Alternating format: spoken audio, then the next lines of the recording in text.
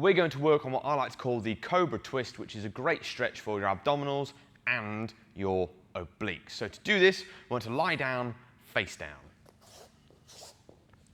From the lying position, push your chest up as far as you can whilst the hips are still on the floor. You don't have to get the arms straight, that's fine. And if you're feeling compression in the spine, that's also fine.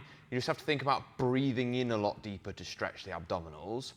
Once you are as high as you can get, and you're probably beginning to feel a stretch, look over one shoulder and try and get your eyes onto your heels. And what you should feel is a stretch up one side of your torso. Keep your hips down, even lean into that stretch a little bit more, get your pocket to the floor, hold for about 20 seconds or a few breaths.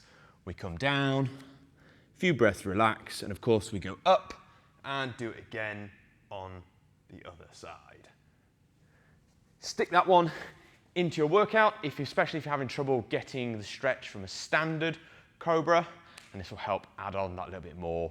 You just have to do it both sides.